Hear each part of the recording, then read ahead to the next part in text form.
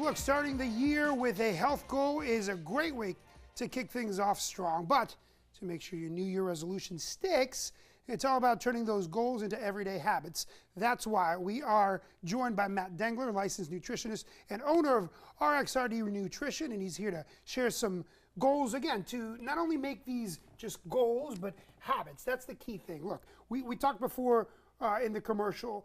I've said it before. New year, new me. I'm getting back in shape. I'm taking it for real. I'm taking it seriously.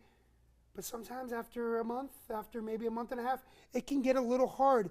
What's the first step into turning these goals, these resolutions, into a habit? That's such a good question, and it really comes down to what these goals are. So I like to use the acronym SMART goals, right? Specific, measurable, attainable, relevant, and time-bound.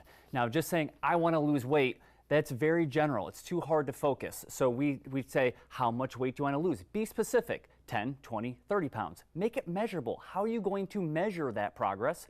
Attainable, is that something you can actually keep up with? Make it relevant, does that match your other goals? And make it time-bound. Give yourself a time block, not just by the end of the year, and have small checkpoints along the way. So like we were saying, 1 pound, 2 pounds, sure. Hey, it might not be a lot right now, but that can start to build over time, and now that 1 to 2 becomes 5, becomes 10, and celebrate those milestones. Listen, I'll be honest with my fitness journey here. I set that at the beginning of 2025. I have lost 1 pound, but sometimes that can be, a pound is nothing. How do you kind of reinforce the fact that you gotta keep going, even though a pound may seem nothing?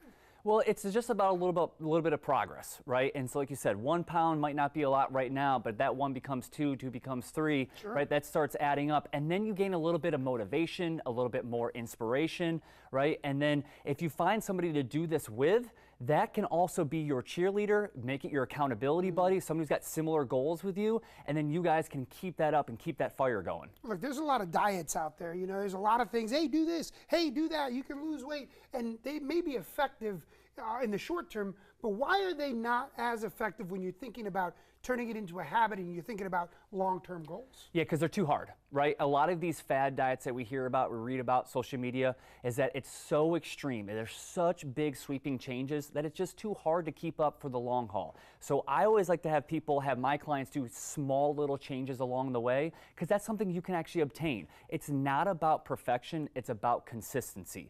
So if you're trying to keep everything perfect all the time, you're going to break down. Sure. If you just stay consistent, allow some of these fun things, right? I know we talked a little about dry January and things like that. It's not about elimination of everything. Have small amounts, watch your portion, and watch your frequency. Now, we also talked in the commercial break at being football fans. You're a Chiefs fan. I'm a Commanders fan. I was not expecting for Washington to be this far. So yeah, there have been a little more chips and dips on the weekend. How do I kind of have fun and celebrate my team while at the same time remain accountable for what I'm eating?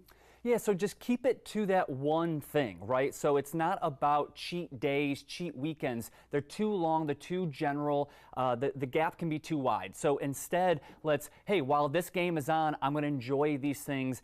Be accountable to what those things are, plan for it, and then when the game wraps up, put them away and get ready for next week. Now look, this happens sometimes. It's happened to a lot of people.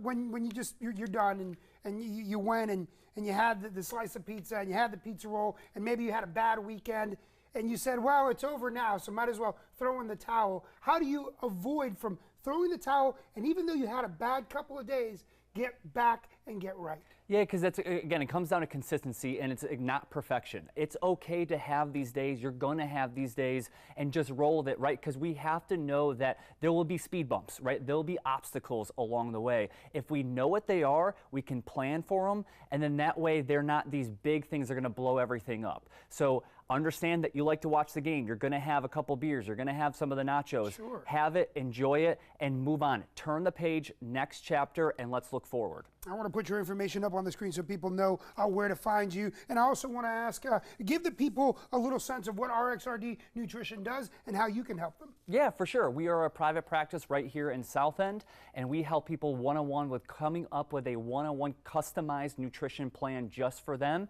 Because, like I said, there's a lot of diets out there. They're hard to follow. What we do is create something just for you. We work around your goals. We work around your schedule. We work around your food preferences and your training schedule. So that way that this is going to be just for you. Look, it's all about staying consistent and being smart with your plan. That's what we're doing here on QC Life, and we're going to dive a lot more into that topic on the other side of the break. So make sure you stay with us.